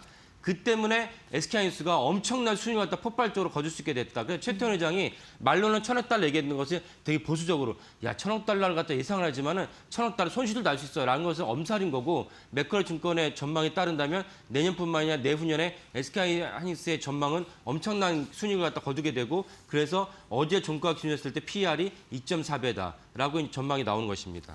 네, 또 한 가지 궁금한 게요. 이제 디램뿐만이 아니라 여길 보시면은 낸드 가격 상승도 상당히 SK 하이닉스 주가 상승에 크게 기여를 하겠다고요. 예. 여기 낸드가 더 중요한 이유가 무엇이면 SK하이닉스가 낸드 기업, 낸드 분야에서 삼성전자에서 2등입니다. 디램 네. 말고 낸드에서. 근데 거기 또 다른 이제 변수가 무엇이면 SK하이닉스가 지분을 거의 한 25% 갖고 있는 키옥시아, CB를 키옥시아가 포함한 있네요. 네. 지분입니다. 키옥시아 같은 경우도 그럼 같이 낸드 가격이 올라가면 키옥시아의 영업이익이 올라가고 매출과 주가 같이 올라갈 수밖에 없습니다. 그러면 SK하이닉스가 어떻게 반영되느냐? 지분을 갖고 있기 때문에 돌아서 해가지고 SK하이닉스의 순이익을 관점에서 적용하게 됩니다. 순이익을 적용하게 되면은 SK하이닉스 역시 키옥시아의 주가 상승도 역시 순이익에도 그대로 영향을 끼친다는 것도 호재라고 볼 수가 있겠습니다. 네, 그리고 오늘 이제 좀 궁금한 게요. 밤사이에 엔비디아 주가가 5% 가까이 좀 급락했지 않습니까? 좀 단기적으로 봤을 때는 삼성전자나 SK 하이닉스도 좀 쉬어가지 않을까 하는데 뭐 오늘 주가 흐름은 어떻게 보실까요? 예, 오늘 엔비디아 주가 5% 내린 것은 전체적으로 원래 월가가 AI를 이해하는 것이 실력이 낮다라고 볼 수 있고 두 번째 무엇이 그래서 엔비디아는 조건 결국 회복될 것입니다. 그다음에 두 번째는 엔비디아랑 무관하게 올해 들어서 엔비디아랑 삼성전자 하이닉스의 그 커플링이 좀 낮아졌습니다. 그래서 그 영향은 좀 적을 거라 보는데 다만 삼성전자가 MSCI 그 한국 지수 중에 삼성전자 차지하는 비중이 높다 보니까 오늘 장 마감 즈음에 삼성전자에 대한 리밸런싱이 이루어질 것이다라고 전망이 네. 나오고 있습니다. 리밸런싱이 이루어지면 삼성전자가 단기간에 약간 이제 급락이 나올 수 있다는 점도 유념해 두시고 하지만 이제 삼성전자보다는 SK하이닉스를 제어는 언제나 탑픽으로 말씀드리기 때문에 하이닉스에 대한 그 MSCI 리밸런싱이 없다. 그래서 급락도 없다고도 동시에 이제 이해하시면 되겠습니다. 아, 또 그런 이슈가 있었군요. 삼성전자가 이제 장마감 직전에 잠깐 출렁일 수는 있지만 뭐 어쨌든지 간에 출렁인다면 저가 매수의 기회로 활용을 해보시는 것도 괜찮을 듯 싶습니다. 다음 이슈, 두 번째 이슈로 한번 넘어가 볼까요? 두 번째 이슈는 또 어느 언론사에서 가져오셨을까요? 예, 로이터가 SK하이닉스가 용인에 대규모 투자를 한다라는 것을 보도를 했습니다. 아, 대대적으로 나왔었죠. 한번 같이 보면서 이야기할까요? 네, SK하이닉스가 용인 1기 팹에다가 21조 6천억 원을 추가 투자한다. 뭐 이 정도면은 전체적으로 봤을 때 30조 원이 넘는 돈을 투자를 하는 거잖아요. 어제 주가에 상당히 좀 영향을 줬겠습니다. 예. 그래서 자세히 살펴보면 이제 하이닉스가 이제 좀 전에 말씀하신 한 21조 6천억 전체 합쳐 30조가 넘는 돈이고 뭐 장기적으로는 뭐 최태원 회장은 뭐 150조 투자하겠다. 근데 돈이 없으니까 돈을 빌려달라 이런 얘기를 하고 있습니다. 네. 그래서 첫 번째 팩과 2에서 6단계용 5개 콜리늄을 검사를 한다고 발표를 했다라고 로이터가 보도했습니다. 그래서 두 가지로 나눠서 그러니까 예를 들면은 일단은 반도체를 갖다 제조하려면은 그 공정에 필요한 어떤 부품들이 있고 그러면 그 부품들을 갖다가 조달하는 기업들에 있어서 엄청난 수혜가 예견이 되고 그다음에 클린룸을 건설한다 했으니까 클린룸에도 단순한 클린룸이 아닌 클린룸을 갖다가 실제로 하기 위해서 여러 가지 설비가 필요하면서 두 분야로 나누어서 해당 분야에 끼치는 기업들별로 매출과 주가를 갖다가 전망해 보도록 하겠습니다. 네, 그럼 자세한 이야기 한번 살펴보면서 이야기를 나눠볼까요? 이런 소식이 들리면 저는 가장 먼저 생각을 하는 게 그래서 이어지는 수혜주가 어딜까인데 보시면요. 이 클린룸 구축에다가 또 주로 활용을 한다고 합니다. 이 관련 기업들 그리고 반도체 공장 가동을 위해서 반드시 들여와야 할 장비 이 두 가지를 좀 수혜주로 꼽아볼 수가 있겠죠? 예, 그렇습니다. 그래서 클린룸을 먼저 말씀을 드리면 클린룸 제조 기업에는 세보 MEC가 있고 그다음 한양 ENG. 한양 ENG는 클린룸도 중요하지만 여기다가 이제 케미컬, 화학 물질도 공급해야 되거든요. 이런 점에도 한양 ENG가 또 중요하고 성도 ENG는 클린룸을 직접 시공하는 기업으로 또 유명합니다. 그래서 KN솔이 있고 이런 기업들이 쭉 클린룸 관련된 이제 수혜주로 볼 수가 있는데 이런 기업들도 유념해 보시면서 이제 그 하나하나 살펴보시면 좋을 것 같습니다. 네, 이런 소보장들은 또 이제 대장주를 판별을 해내는 게 상당히 중요하잖아요. 이 중에 대장주는 좀 어떤 기준으로 판별하면 좋을까요? 예. 그래서 하나하나의 개별 기업들이 하이닉스랑 어떤 친소관계를 보느냐라고도 중요하지만 거기까지 판별할 능력이 안 되고 시간이 없으시다면 가장 대장주를 판별할 수 있는 중요한 기준은 수익률입니다. 그래서 SK하이닉스가 용인에다 투자한다는 것은 작년 하반기부터 나왔기 때문에 올해 YTD를 보신 것도 좋지만은 단기적으로 그렇지만은 그래도 길게 보고 안정적으로 본다면 6개월 수익률을 보시는 게 좋습니다. 그래서 6개월 수익률을 보신다면 세보 MEC가 이제 거의 50% 그리고 성도 ENG랑 그 가 100%, 한양 ENG가 80%의 수익률을 거뒀습니다. 그래서 이런 수익률을 본다면 성도 ENG가 단연코 이제 대장주라고 볼 수가 있고 KNS는 그보다 좀 뒤처진 30% 수익률을 거뒀다고 볼 수 있습니다. 그래서 제가 이제 여러 가지 보면은 그 어떤 뉴스를 보면 야 하이닉스랑 삼성전자밖에 안 올랐어. 그래서 하이닉스, 삼성전자를 못 담은 주주들은 너무 울상을 짓고 있다라고 얘기하시는데 지금이라도 바꾸시면 됩니다. 왜 굳이 본인이 갖고 있던 기업을 갖다 고집하시면서 코스피 6천일가 시대를 누리지 못하는지 이해가 안 되는데 어쨌건 오늘 말씀드린 대로 SK하이닉스가 용인에도 엄청난 투자를 하니까 오늘 말씀드린 클린룸만 갈점 없더라도 실질적으로 이제 성도 ENG가 대장주고 그다음에 덜 오른 종목은 KNS로 있는데 덜 오른 이유가 있기 때문에 굳이 KNS를 추천하지 않는데 대장주 위주로 해서 투자하시면은 수익을 갖다가 향유할 수 있다라고 말씀드리겠습니다. 네, 실제로 어제 성도 이 ENG가 큰 폭으로 굉장히 큰 폭으로 올렸네요. 또 이어서 이제 공정 분야도 한번 살펴봐야겠죠. 어떤 종목들이 좀 수혜를 입을까요? 예. 공정기업은 원익 IPS, 주성 엔지니어링, 솔브레인, 넥스틴, 파크 시스템 등이 있습니다. 그래서 이런 기업들 역시 하나하나 살펴보면서 어디가 더 수익률이 좋은지 살펴보시면 좋을 것 같습니다. 네, 그럼 여기에서 수익률도 한번 살펴볼까요? 자세하게 꼽아주시죠. 예, 수익률 기준으로 본다면 역시 6개월. 왜냐하면 아까도 말씀드렸다시피 SK가 용인에 투자하는 것은 작년 하반기부터 나왔기 때문에 6개월 정도 수익률 갖다가 기간을 넓혀서 본다면 원익 IP가 208% 제일 높고 그다음에 주성 엔지니어링과 솔브레는 100%, 넥스틴도 역시 100% 정도의 수익률 거뒀습니다. 그러니까 이 정도 세 기업들은 역시 괜찮게 짭짤하게 이 용인 투자로 말미암아서 누리는 매출이 꽤 있다라고 보시는 게 맞습니다. 근데 파크 시스템스는 분명히 들어가야 될 기업인데 왜냐하면 원자 현미경으로 갖고 그 웨이퍼에 대한 그 문제를 갖다가 검출하는 기업이기 때문에 네. 당연히 수혜가 있습니다. 하지만 시장에서는 원익 파크 시스템즈의 수익률을 그가 15%밖에 안 쳐줬습니다. 그렇다면 파크 시스템즈는 수익이 있긴 하겠지만 굳이 거기다 들어갈 필요가 있겠는가? 왜냐하면 아까 말씀드린 4개의 기업이 여전히 200%, 100% 수익을 거뒀기 때문에 여기에 치중하는 것도 나쁘지 않겠다라고 말씀을 드리겠습니다. 네, 클린룸에 이어서 반도체, 소부장까지 특히나 공정 관련 장비주들 깊숙하게 들어봐야 할 이유에 대해서 살펴봤습니다. 이렇게 해서 오늘 조호진 타키원 대표와 함께 밤사인 외신의 투자 인사이트 분석해봤습니다. 오늘도 좋은 말씀 고맙습니다. 예, 감사합니다.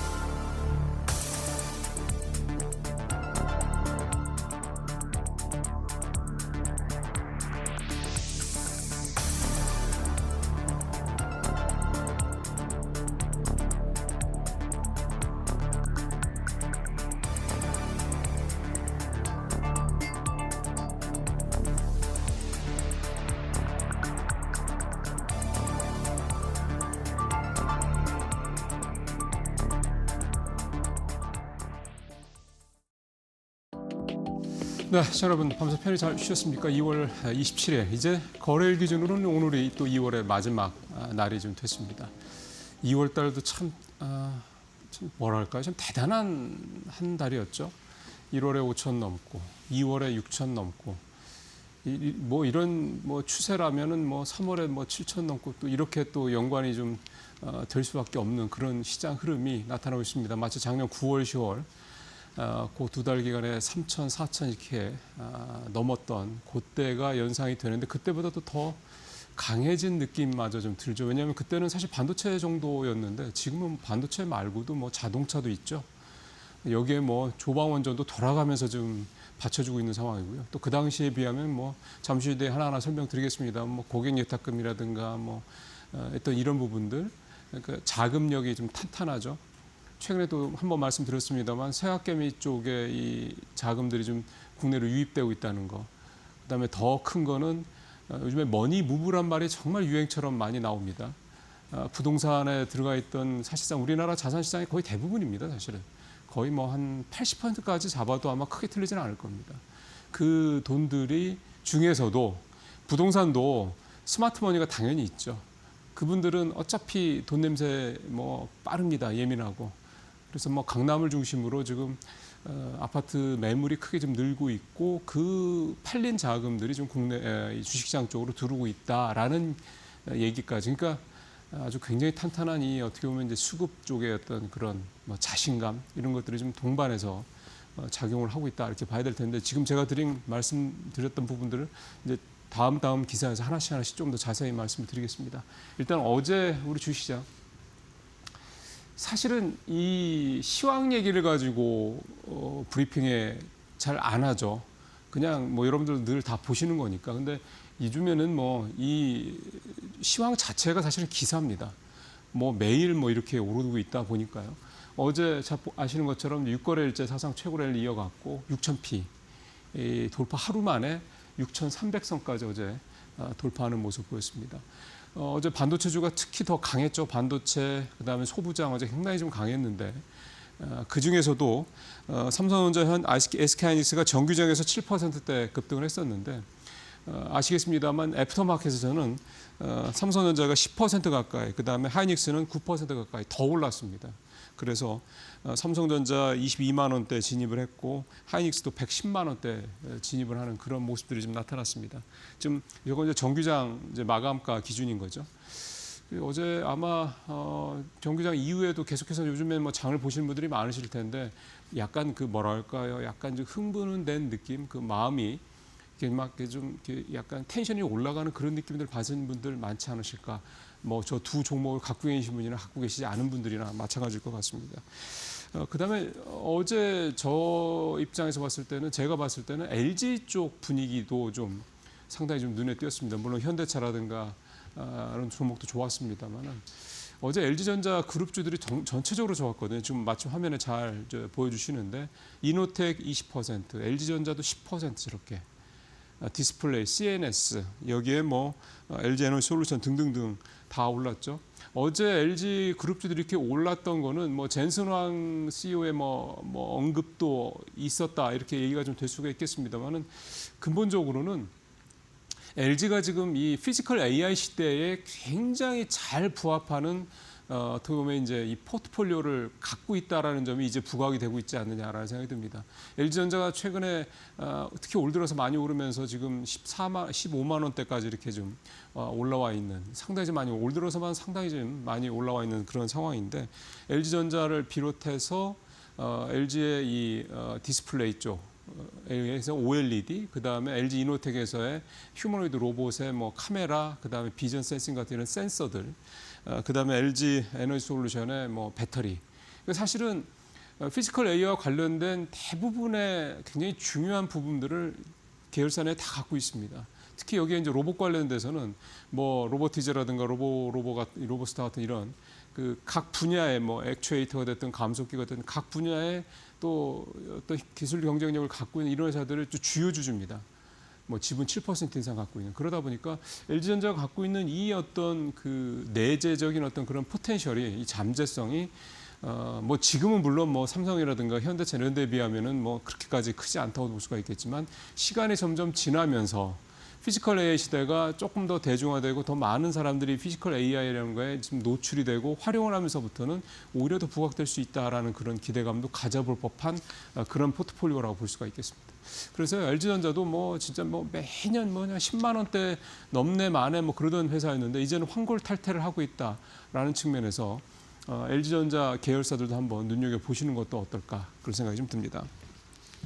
이제 다음부터는 이제 시장 관련된 수급종 얘기를 좀 더 해보죠. 활동 계좌가 1억 개, 예탁금 108조, 6,000p 뒷받침한 증시자금력. 표로 바로 좀 들어가서 좀 말씀을 드릴게요. 주식거래 활동 계좌수. 그러니까 10만 원 이상이고 최근에 계속 거래가 한두 번 이상 되고 있다는 거래 계좌를 이제 말하는 건데 지금 보시는 것처럼 1월 말에 1억 계좌 넘었다라는 거, 저도 이거 기사 말씀드렸던 기억이 납니다. 근데 지금 한 달 만에 한 180만, 그쵸? 근 200만 가까이 계좌가 또 늘어났으니까 200만 개의 계좌가 또 늘어났다. 물론 200만 명이 주식시장에 들어왔다 이렇게 이제 절대적으로 추정할 수 있는 건 아닌데 전체적으로 우리나라 인구 대비 한 2개 정도 이 주식 계좌를 갖고 있는 그런 상황이 됐고요. 그 다음에 예탁금 107조 9천억, 그러니까 108조 원 육박을 했고 이건 24일 기준이죠. 신용거래 융자잔고도 32조 원대가 26조 7조 얘기한 게 엊그제 같은데 30조를 벌써 넘어 있는 상황입니다. 여기에 또 하나가요. IAS라고 있죠. 개인종합자산관리. 이게 이제 세금 혜택을 좀 주기 때문에 활동을 좀 이쪽에도 좀 많이 들어오는데 이게 지난 1월 말 기준으로 800만 명이 좀 가입을 했는데 이게 만들어진 10년 만에 가장 많은 거죠. 가입 금액도 50조 원 넘었고 특히 1월 달 동안에만 가입자가 100만 명, 그다음에 가입 금액이 6조 원 이상 늘어나고 있습니다. 계속해서 주식 투자를 하기 위한 어떤 그런 어떤 뭐 도구죠. 이 플랫폼에 투자자분들이 계속 유입이 되고 있다. 돈이 들어오고 있다. 이런 얘기가 좀 되겠습니다. 여기에 또 ETF 자금도 좀 378조까지 되고 있고 지난달 초에 300조 넘었는데 한 달 새에 거의 또 80조 가까이 늘은 거죠. 그러니까 이게 다 이제 주식시장에 들어오려고 뭐 대기하고 있거나 들어와 있거나 뭐 이런 자금들이 좀 되는 겁니다.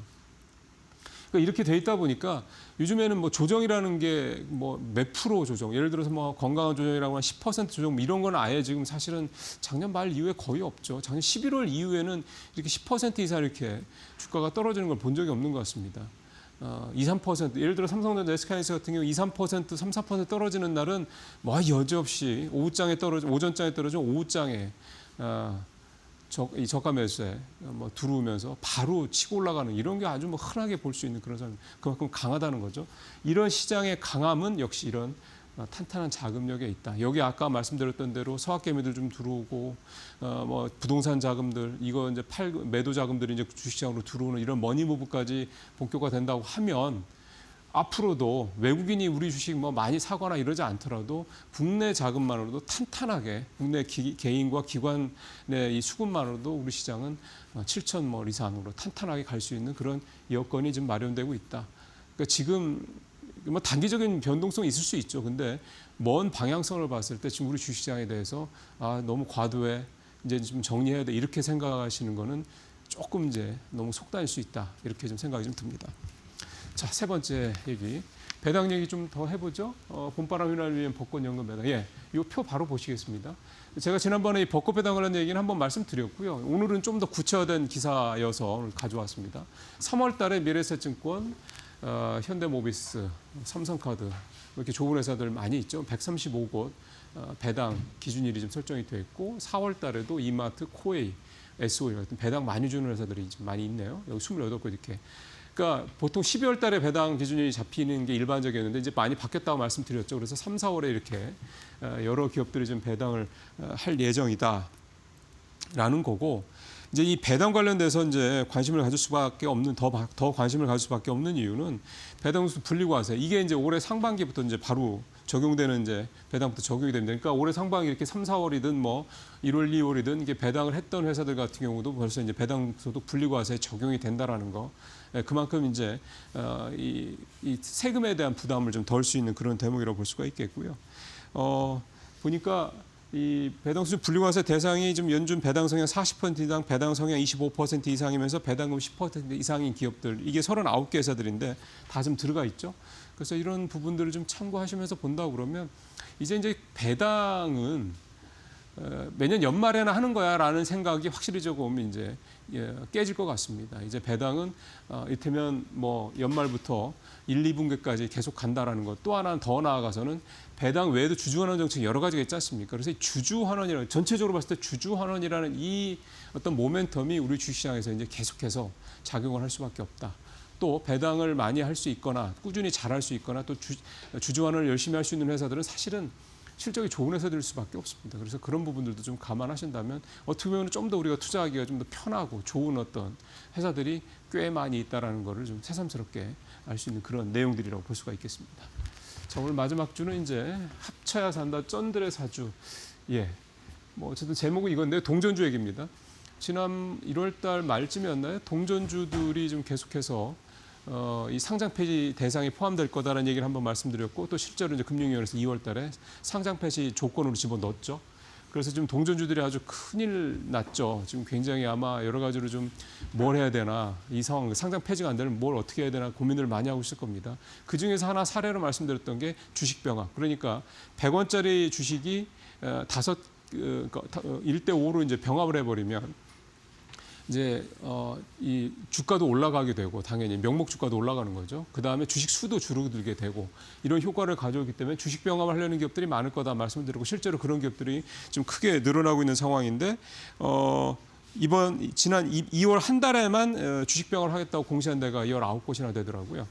코스닥이 3곳, 그다음에 코스닥이 16곳, 코스피가 3곳인데 코스닥이 아무래도 좀 많겠죠.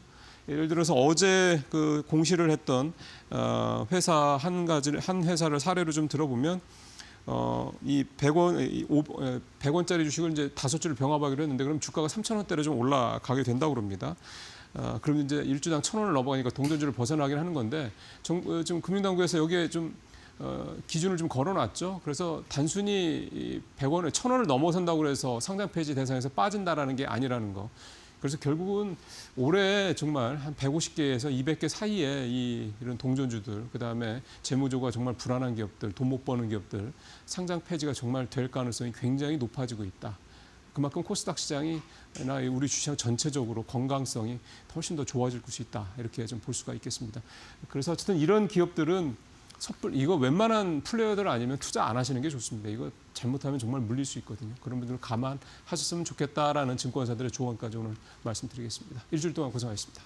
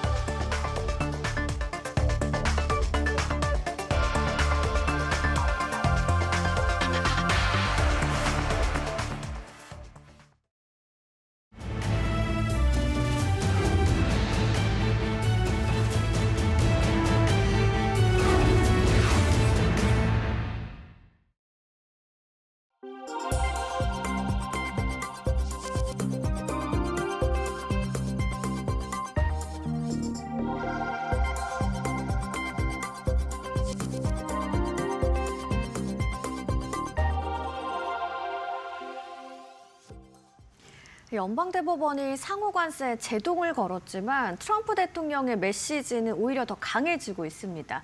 관세가 막힌 이후에 과연 어떤 카드가 다음 수순이 될지 오늘 조희준 생크션랩 대표님과 함께 이야기 나눠보도록 하겠습니다. 안녕하세요. 안녕하세요. 네, 트럼프 대통령이 재집권 후에 첫 국정연설을 했습니다. 최근에 상호관세를 둘러싼 사법 리스크까지 불거진 상황이었는데 대표님께서 또 백악관에 밀착 취재를 하셨었잖아요. 예. 좀 화면 너머로 전해지는 트럼프의 심리 상태랄까요? 기세랄까요? 좀 어떻게 보셨는지 궁금한데요. 저는 트럼프 속으로는 약간의 두려움이 있을 수 있지만 네. 저는 트럼프가 트럼프 했다고 봅니다. 트럼프 했다. 예, 네. 그러니까 107분의 최장 국정연설이었다라고 네. 하는데요. 그 부분도 좀 놀랍더라고요. 예, 그리고 마치 이제 세상의 중심에 자기가 있는 듯이 하면서 그 상대방을 조롱하고 이런 것도 여전했습니다. 트럼프 네. 국정연설 때마다 나오는 논란이거든요. 그게 여전했고 이렇게 강하게 나간다는 건 트럼프가 사실은 우리가 지금 이렇게 생각하고 있지만 트럼프는 재집권을요. 트럼프가 일기 때 했던 방식을 더 강하게 해서 재집권을 한 사람입니다. 트럼프 일기 끝날 때만 해도 네. 이제 트럼프 끝났다. 트럼프라는 사람은 끝났고 의회 난입이나 이런 소동으로 인해서 트럼프 이제 탄핵이다. 거의 이제 탄핵 직전까지 갔던 사람인데도 다시 똑같은 방법으로 더 강하게 해서 살아났잖아요. 그렇죠. 트럼프가 이제 이렇게 이런 어려움을 사실은 제 생각은요 아마 크게 흔들리지도 않을 사람일 것 같아요. 그래서 이제 네. 약간의 위기감은 느끼겠지만 나는 내 식대로 돌파할 거야라는 걸 그대로 보여준 거라고 저는 네. 생각을 합니다. 뭐 정리를 해보면 사법 변수에도 좀 위축되기보다는 오히려 좀 정면 돌파 의지를 강하게 보여준 연설이었다는 말씀이시죠? 그럼요. 예. 그렇군요. 뭐 내부 참모진 분위기도 좀 비교적 강경 기조를 띠고 있나요? 지금 뭐 노라고 말할 사람이 없잖아요. 뭐 트럼프가 일기 때 트럼프 네. 일기 주변에 트럼프 일기 때 참모진을 노라고 할 수 있는 사람들을 진짜 최고의 사람들을 모아놨더니 너무 자기 말을 안 들었다는 걸 트럼프가 지금 일기 때 깨달았거든요. 네. 그래서 지금 나오는 사람들은 사실 거의 예스맨들입니다. 뭔가 지금 이런 이민이나 이런 거에 있어서 이민 단속이나 이런 거에 있어서 이건 너무 세다, 문제가 있다라고 말을 해줄 사람이 사실은 멜라니아 정도밖에 없는 상황이거든요. 네. 그 브레이크를 거는 것도 트럼프 스스로 브레이크를 걸어야 되는 상황입니다. 그러니까 뭐 지금 뭐 크게 문제는 없다고 봅니다. 네. 예. 자, 어떻게 보면 또 가장 뜨거운 이슈죠. 연방대법원이 상호관세 위법 판결, 위헌 판결을 내렸는데 그런데도 이제 트럼프는 대다수 국가가 기존 합의를 원한다라는 주장을 했습니다. 이게 좀 현실을 왜곡한 걸까요? 아니면 실제 국가들을 압박하고 있는 어떤 자신감의 또 다른 표현일까요? 저는 뭐 국가들이 현실적인 판단이라고 생각합니다. 뭐 네. 당장 우리 3,500억 달러 투자하기로 한 대한민국은요. 네. 무슨 말 하나요? 우리는 아무 말도 할 수 없습니다. 네. 다른 나라들도 마찬가지입니다. 일본 오히려 더 적극적으로 우리는 투자에 지키겠다고 하고요. 그 말은 이 관세에 이제 제동이 걸렸지만 트럼프가 가지고 있는 힘이 굉장히 여러 가지입니다. 네. 그리고 뭐 특히 안보나 이런 측면에서 절대적으로 미국에 의존하고 있기 때문에 이런 법원 판결 하나 때문에 트럼프의 반기를 든다는 건 좀 사실 상상하기 어려운 부분이 있죠. 그리고 네. 트럼프가 이제 뭐 이거는 뭐 전체적인 상호 관세에 대해서 내려진 거지 트럼프가 할 수 있는 뭐 품목별 관세나 이런 거는 뭐 여전히 많기 때문에요. 네. 그래서 그 부분들을 보면 사실은 뭐 지금 눈치를 봐야지. 만약에 반기를 들어도 한 4년 차쯤에 들어야지. 지금 2년 차 이렇게 들어서 네. 나중에 어떤 일을 당할 수 있는데 그래서 그런 모습 이게 제 얘기가 아니고 파이낸셜 타임즈나 이런 데도 그렇게 다들 기사를 써놨더라고요. 그렇군요. 뭐 또 법원의 판단과 별개로 좀 외교 협상 주도권을 놓지 않겠다는 메시지로도 분석을 해볼 수 있을까요? 그럼요. 그 뭐 협상 주도권 사실 미국의 외교와 무역 협상의 주도권은 네. 의회가 대통령에게 넘겨놨습니다. 그 중에 트럼프가 이제 관세라는 정말 그 조세는 의회에서 정해야 된다는 그 핵심을 건드렸기 때문에 이런 판단이 난 거지. 네. 미국은 전통적으로 그리고 실제로 뭐 이렇게 헌법이나 여러 가지를 통해서 외교와 이런 경제 문제는 대통령에게 맡겨놓고 있습니다. 알겠습니다. 이런 발언이 좀 동맹국에는 부담으로도 작용할 것으로 보이는데 자, 위헌 판결 직후에 트럼프 대통령이 이전보다 더 강력한 관세 수단을 예고를 했습니다. 이게 좀 어떻게 보면 분노를 넘어서 즉각적인 보복 신호로도 좀 읽히는 모습인데요. 관세가 막힌 상황에서 의회를 우회하는 수출 통제나 제재 카드가 우리 기업에는 좀 더 날카로워질 가능성도 있어 보이는데 어떻게 보세요? 그럼요. 수출 통제나 이런 게 훨씬 더 날카로워질 수 있죠. 네. 만약에 관세로 인한 트럼프 대통령의 어떤 조치가 한계에 정말 다다른 상황이 됐다. 그러면 수출 통제나 제재를 통해서 다른 나라들을 길들이려고 할 겁니다. 예를 들자면 작년 설날쯤이었는데요. 네. 트럼프 대통령이 처음 취임하자마자 콜롬비아가 아주 상황 파악 못하고 트럼프에게 반기를 들었던 적이 있습니다. 네. 그때가 어떻게 됐냐면 콜롬비아 대통령이 트럼프 대통령이 그 이민자들을 불법 이민자들을 송환한다고 할 때 우리 안 받는다. 우리 이민자들을 굉장히 영예롭게 돌려보내라는 아주 좀 상황을 잘 모르는 그런 말을 했어요. 그랬더니 트럼프 대통령이 어떻게 했느냐. 바로 콜롬비아 대사관 문 닫고요. 일주일 후부터 콜롬비아 관세 50%고 수출 수입하는 것 꼼꼼하게 관세 매겨고 그다음에 철저하게 체크해라 라고 하고요. 그리고 콜롬비아 지도자들 달러 계좌 동결해라. 뭐 이런 식으로 그리고 심지어 콜롬비아 보고타의 대사관을 문 닫아버렸습니다. 트럼프 대통령은 우리가 상상할 수 없는 그런 수준의 좀 보복을 할 수 있기 때문에 굉장히 여러 가지 수단을 할 수 있다는 걸 이번에도 뭐 여실히 보여주는 거고 이거는 트럼프의 지속적인 행동 전략이었습니다. 그렇군요.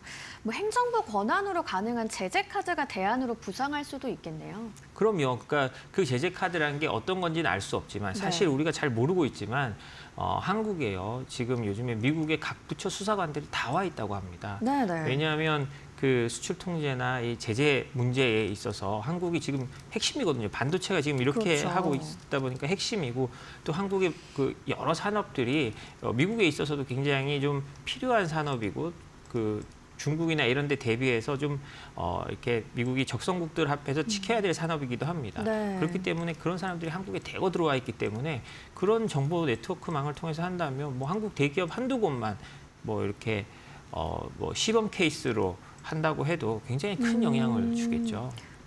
그러면 우리 기업이 좀 특히나 노출된 리스크 분야도 그쪽으로 한번 생각을 해볼 수가 있을까요? 아, 그럼요. 뭐 얼마 전에 이제 하나솔루션 태양광 패널 같은 거 네. 미국 들어가는 거 막혀가지고 미국 공장 구조조정까지 했습니다. 네네. 뭐 태양광 패널이 신장 위구르나 이런 쪽에서 중국에 이제 미국이 제재하는 분야와 연관돼 있다라는 의혹 때문이었는데요. 뭐 어찌됐든 그런 문제들 같은 게 언제든 불거질 수 있는 거죠. 알겠습니다. 또 이제 상호 관세가 위법이 됐는데 그렇다면 이제 우리 입장에서 작년 7월이었죠. 우리가 관세 인하 대가로 3,500억 달러 규모의 대미 투자를 약속을 했었는데 이 문제가 좀 남아 있어요. 그래서 상호 관세 자체가 위법이 됐다면 뭐 한마디로 이 투자 약속을 좀 그대로 이행을 해야 될지가 궁금해지는데 어떻게 보시나요? 이행할 수밖에 없는 상황이죠. 아까 말씀드렸지만 네네. 지금 트럼프의 반기를 드는 건 어리석은 일입니다. 다른 네. 나라도 아무도 들고 있지 않고요. 유럽의 어떤 나라도 다들 말만 하지 실제 액션하는 나라 하나도 없습니다. 쉽지 않군요. 그리고 오히려 일본은 아까 말씀드렸듯이 더 밀착하려는 모습을 보여주고 우리는 그래도 약속대로 다 한다라고 미리 발표를 하고요. 그런 것 때문에 우리가 트럼프 청구서가 지금 돌아오는 것들을 이거 법원 판결 때문에 지금 못하겠어라고 하는 거는 굉장히 좀 단견이라고 생각을 하고요. 네. 일본에서도 그런 보도들이 있었습니다. 제가 또 어디 개인적으로 만난 분들도 그러고 일본도 사실 그 많은 5천억 달러 정도 되는 그 많은 돈을 다 투자할 생각은 없다고 합니다. 그렇지만 그렇군요. 2년, 3년은 무조건 투자하는 모습을 보여주고 네. 그 다음을 끌어도 트럼프 임기 안에서는 어느 정도 그래도 해놔야 된다는 생각을 갖고 있더라고요. 그리고 이게 또 국가 대 국가의 약속이니까 네. 마냥 대법원 판결 났는데 안 하겠다라고 하기도 쉽지 않은 겁니다. 그래서 좀 현명하게 생각해서 우리가 시간을 좀 끌어가면서 투자를 좀 최소화해가면서 시간을 끌고 나중에 어떻게 상황 변화를 지켜보겠다라고 생각할 수 있겠지만 트럼프가 바본가요? 미국은 바보 아닙니다. 그래서 우리가 그런 식으로 나오면 또 그에 상응하는 또 조치가 있을 수 있으니까요. 정말 네. 현명하게 잘 움직여야 될 때라고 봅니다. 그렇군요. 투자 이행 속도 조절이 좀 현실적인 카드가 될 수 있을지가 궁금했었는데 그래도 이 협상 구조 안에서 재조정 가능성은 있겠죠? 어떻게 보세요? 지금 당장은 쉽지 네. 않다고 보고요. 그러시군요. 저는 지금 당장은 쉽지 않다고 보고 4년, 3년, 4년 차, 4년 차 때도 네. 쉽지는 않을 것 같아요. 예. 또 이제 트럼프식 협상이라고 할까요? 워낙 비즈니스맨이다 보니까 투자는 투자대로 챙기고 좀 다른 명목으로 추가 청구서를 내밀 가능성까지 좀 대비를 해야 되는 걸까요? 그렇다면? 원래 트럼프 대통령이 원테이블 협상이란 말 굉장히 많이 했습니다. 네. 한 번에 원샷으로 모든 걸 하겠다는 거거든요. 그러니까 트럼프한테는 경제는 경제, 안 보면 안 보고 완전히 분리돼 있는 게 아닙니다. 지금도 보면 그렇잖아요. 무기 더 사라. 무기 네. 더 사는 거하고 이제 무역협정이랑 큰 차이는 그 상관도 없지만 트럼프 대통령은 늘 이걸 묶습니다. 다행히 이번에 한국하고 할 때 이 안보 문제를 조금 분리해서 했는데 과거에는 늘 묶으면서 했거든요. 그러니까 네. 앞으로도 그걸 묶어가면서 할 가능성은 충분한 거죠. 트럼프식 협상을 조금 우리가 또 유념을 해야겠네요. 그렇죠. 쓸 수 있는 모든 카드를 올려놓을 겁니다. 그리고 아. 압박할 수 있는 모든 카드를 꺼내들고요. 네.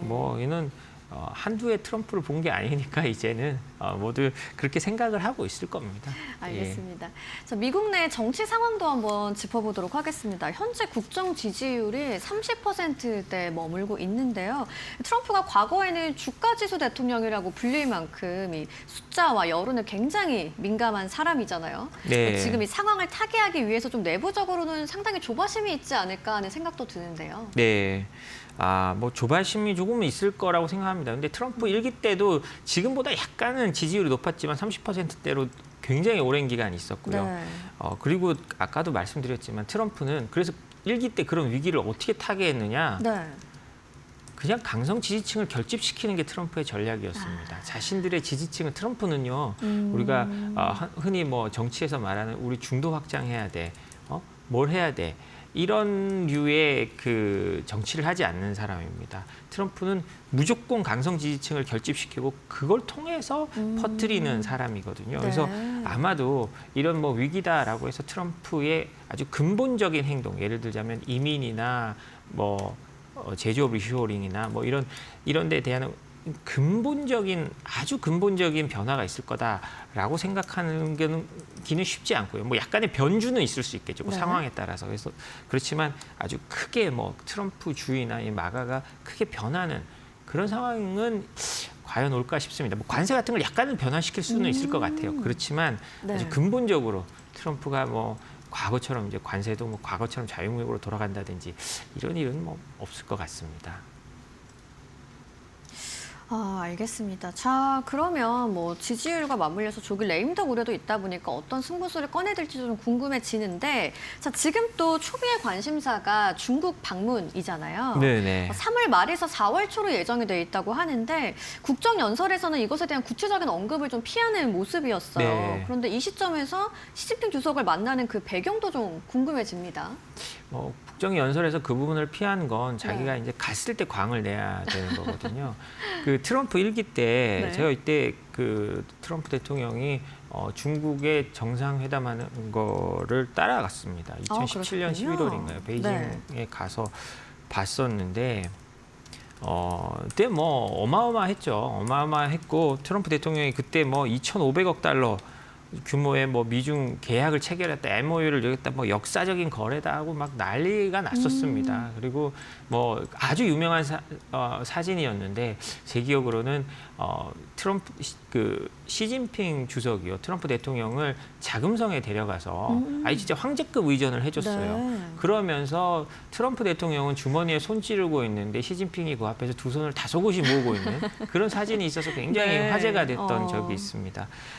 그래서 아마 이번에도 그런 모습을 아마 보일 것 같습니다. 막 네. 빅딜이라고 하면서 성과를 부풀리고요. 뭐 네. 그런 거를 하는데 그래서 뭐 이런 걸 통해 가지고 트럼프가 진짜 나는 이제 또 위대한 그걸 만들었다, 위대한 미국을 재건했다, 뭐 이런 식으로 나올 겁니다. 근데 다시 이제 그 시간을 되돌려서 트럼프 1기 때로 가보면 2017년 그렇게 하고 2018년에 무역 전쟁 본격화했거든요. 네. 그러니까 이번에 가서 이렇게 하고 아마 중간 선거 때까지 어떻게 상황 관리를 하겠지만 이거는 제가 보기에는 조금 약간 보여주기식이 좀 그렇군요. 큰 게 되지 않을까 싶긴 합니다. 네. 뭐 그렇다면은 말씀을 좀 종합을 해보면 깜짝 빅딜의 전조라고도 볼 수 있을 것 같고 좀 극한 압박을 위한 외교적 연출이라고도 볼 수가 있는 걸까요? 그렇죠. 이제 거기서 이제 자기를 또 더 드러내 보이기 위한 네네. 뭐 그런 부분을 좀 더 벌써 이미 생각하고 있다라고 봐야 될 것 같습니다. 뭐 반대로 좀 결렬이 될 경우에는 추가 제재 카드도 배제할 수는 없겠네요.